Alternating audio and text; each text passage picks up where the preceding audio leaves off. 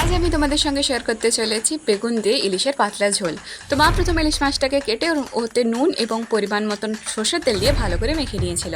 এরপর একটা পাত্রে খানিকটা তেল গরম করে ওর মধ্যে 5 ফোড়ন, লঙ্কা কুচি এবং পেঁয়াজ কুচি দিয়ে ভালো করে ভেজে নিয়েছিল। এরপর ওতে দিয়ে দিয়েছিল কেটে রাখা কয়েকটা বেগুনের কুচি। তারপর ওগুলোকে ভালো করে মা ঢাকা দিয়ে দিয়ে বেগুনটাকে ভালো করে ভেজে নিচ্ছিল, যাতে কোনো রকম কোনো গন্ধ না থাকে। তারপরে কিছুক্ষণ ঢাকাটা খুলে দেওয়ার পরে ওর মধ্যে অ্যাড করতে হবে পরিমাণ মতন হলুদ গুঁড়ো এবং পরিমাণ মতন লবণ। তারপর ওটাকে আরও ভালো করে ভেজে নিতে হবে। দেখতে হবে যেন বেগুনটা এরকম ঢাকা দেওয়া অবস্থাতেই ভালো করে সেদ্ধ এবং ভাজা হয়ে যায়। এরপর ভাজা হয়ে গেলে আমাদের চেক করে নিতে হবে এবং তারপরে দিয়ে দিতে হবে সর্ষে বাটার জল। তবে হ্যাঁ, মা এখানে কিন্তু অল্প পরিমাণে পোস্তও ব্যবহার করেছিল।